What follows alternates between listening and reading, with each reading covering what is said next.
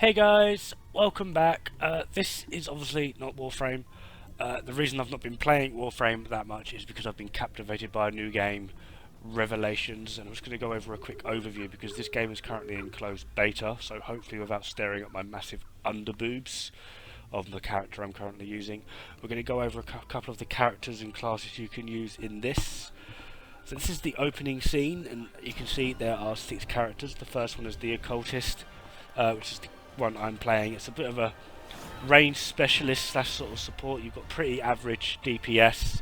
You've also got some heals, a bit of area damage as well as area heals, although it's mainly single target. The next one is the Spirit Shaper. This is your main healer, although she can also do a bit of crowd control and very low DPS. It's DPS all the same, but it's quite low. Her main role obviously is the healing. The next guy is this. He is your Brewmaker. Just joking, he's quite clearly the frigging tank. High defense, low damage, pretty decent crowd control to go with him.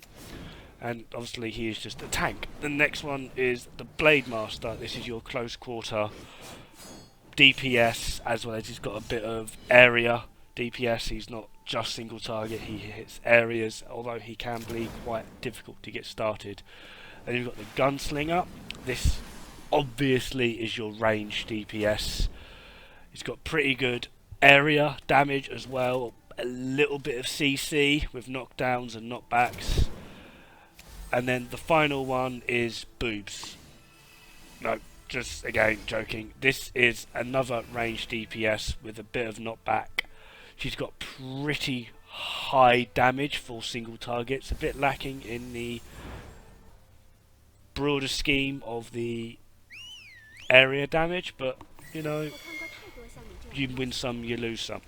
As you possibly just heard from that woman talking, if you can hear, it's Chinese. This is a Chinese MMORPG. It's quite akin to a bit like Warframe, which is what caught me to it, as well as World of Warcraft. For those that have played World of Warcraft, this is actually sort of taking the new MMO sort of spectrum by storm, and it is honestly a really, really good game, despite the fact that a lot of it, because it's still in closed beta, I will stress that quite a lot throughout this. This is a closed beta game at the moment. A lot of it is still getting reworked, bug-proofed, working through the bugs. It's taking a bit of time. This is closed beta number 3, and from what we've heard after this, it's going to go into open beta. So if you are going to be interested in this, head over to ro.my.com. It's being processed by a company called my.com, obviously, and they're doing a pretty good job with actually translating a lot of it, because half of the game from playing it now is still in Chinese of what we can tell. It gets a bit complicated because it's not just about running around in dungeons and clearing them and doing raids and you picking up random people or your friends and starting guilds. You've got quite a lot you can do in it as well, a bit sort of like your traditional MMO if you've played Elder Scrolls before. You go around farming things, cutting down trees, mining, you can make potions. There is a hell of a lot in this game. You do start off pretty quick when you actually first start getting this game. I mean, at the moment I'm just doing a quick low level dungeon just to sort of, something in the background for me to just, talk over. But when you start playing this game, you will go from level 0 to level 20 in about 2 hours, and you do this just purely by talking to people. I'm not even joking. The first 20 levels is you talking to people. It takes about half an hour, and then you get into the main story where it's pretty much free to roam. You can do what you want when you want. Standard MMO, open map world sort of thing, and honestly you can just have a great time playing this game, or at least I'm having a great time playing this game. And when it gets to open beta, they will be doing a server wipe, so everyone who is in closed beta will be essentially starting fresh, at which point I will be doing a sort of playthrough with it, just sort of doing a little bit different as well, just trying to keep away from the Warframe. I'm aware that a lot of the people that are watching or will watch this are probably people who have come to my channel for Warframe builds and talks and generalised crap of DEs, wondrous MMO. Maybe at some point give this a shot. It is honestly, it's fun. I mean, I'm riding a friggin' reindeer, for crying out loud. It's very anime. It's very obvious. Well, anime obviously. It's very Asian.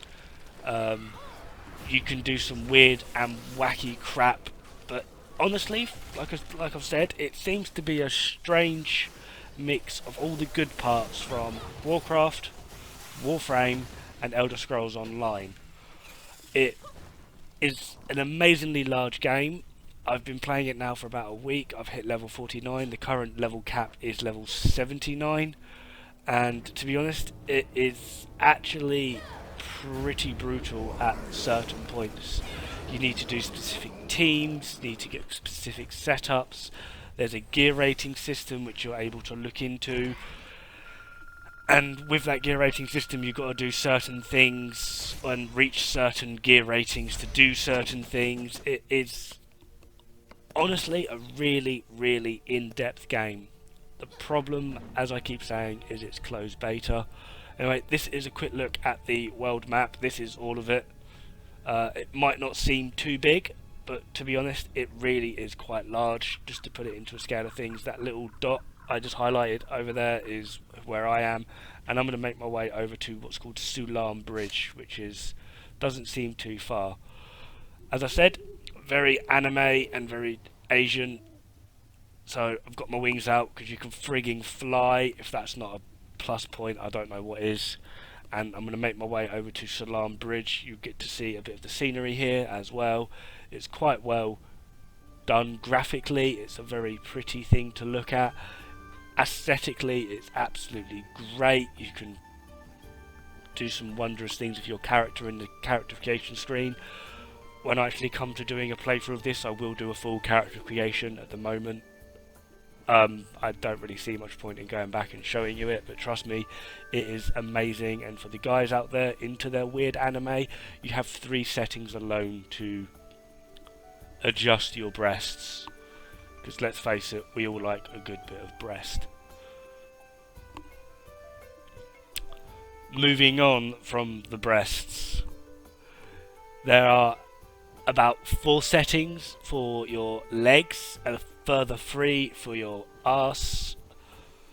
Oh, I've hit a brick wall, an invisible wall. As I said, I keep saying, closed beta. It is at the moment quite buggy, so if you are watching this and you think, you know what, I'm going to give it a shout, be prepared to bump into quite a few bugs. To my left, there is actually meant to be a full-on city. It's clearly not loaded. Again, there are faults, and again, another brick wall. So there are problems, I will not deny that, but to be honest, it is completely worth it. Alright, so this is my character, and you can see quite clearly I have a gorgeous, gorgeous young lady. Within the character selections here, you've got different armor sets you can go through. You've got your helmet, your chest, your legs, your arms, your boots, your weapon. You've got 2 earrings, 2 rings, a necklace, and you have, like, depending on what class you are, if you're the Vanguard, the tank, you get a shield. You get a rifle for the gunslingers. For the occultists, which I am, you get like a weird medallion. You've got the rating system up there, which shows you pretty much your class-specific attributes. With the occultist, as you can see, my skills is quite high, so my passives and etc. are quite high. This is your inventory. You start off with quite a small inventory, which would just be that 1 page, and you can upgrade it as you can go, move things around, etc. It's basically this is your standard inventory. It's quite well done. It does upgrade as you go. You need to literally do everything in this game. It's quite simple to use. A lot of it gets quite convoluted, I will admit, because of where it's been translated from Chinese, and it's not the best translations, but there are ways around it, and it is absolutely useful in which they've done the ways around the problems. It's pretty darn good. There is actually quite a lot within the game itself as well. You can actually have costumes. I'll just mess around my inventory here quickly. I might see I have ears, as well as I've got a weird thing on my back. These are customizable things. I can actually literally take that off. It's purely there for aesthetic reasons. It does nothing other than just make me look pretty. Again, the ears, I can take those off. The outfit, I am wearing that rather sultry bit of leather, I can take that off. This is what my standard armour would look like. What I was originally wearing is basically a costume. These do not affect my stats whatsoever, it's just there for aesthetic reasons. I could also put this costume on, make me look a little bit more, I don't know, like a witchy maid. I don't know what to call it, it just, you know, one of those things you can do. Personally, I prefer my more sultry uniform because, you know, under boobs. Put a lot of effort into those 3 customizational tabs to get those boobs looking boobalicious. Graphically, although it looks quite intense, you don't really need a high quality standard PC or laptop to actually run this.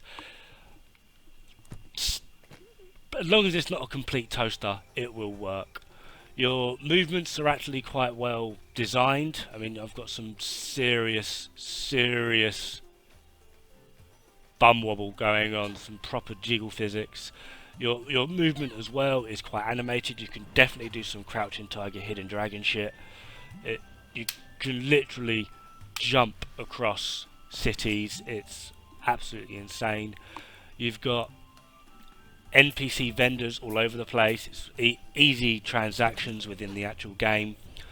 There is also a real money currency in this, although what I think is an absolute plus side is there is another currency in game that you can pick up called Githel. It's just a coin, and you can trade those coins in to get the real money transaction currency, which is called Urim.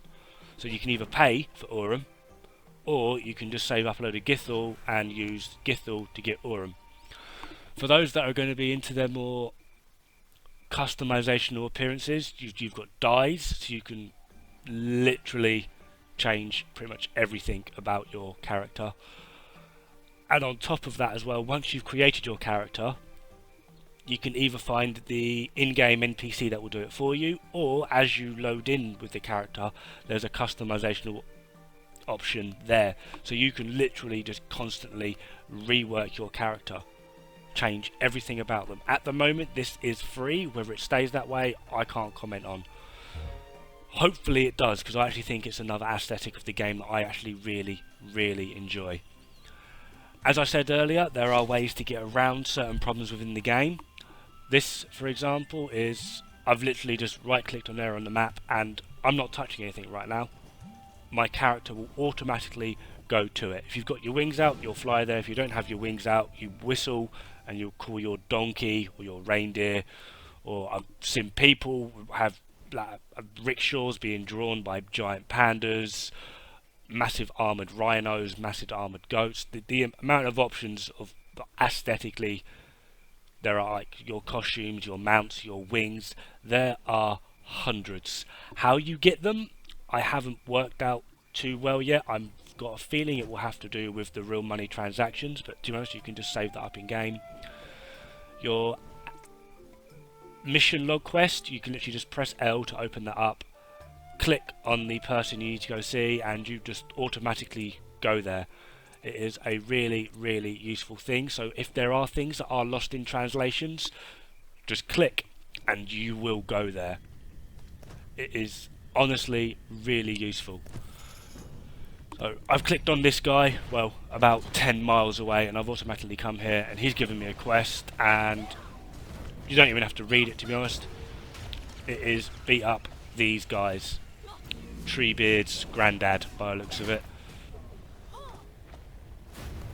I will actually quickly point out, this is actually meant to be a group task. There's meant to be 5 people doing this because, well, they're the same level as me, I think, roughly. And they do pack a punch and they're pretty darn tanky.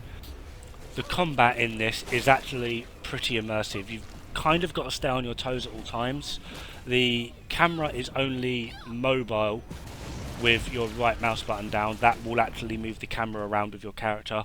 If you hold the left mouse button down, it turns the camera around but keeps your character stationary.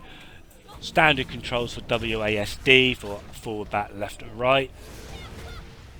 And on top of that, you've got 1, 2 plus, as in 1, 2, 3, 4, 5, 6, 7, 8, 9, 0 dash plus They are all of your basic skills, and then you've got F1 to F6 as your specialist skills.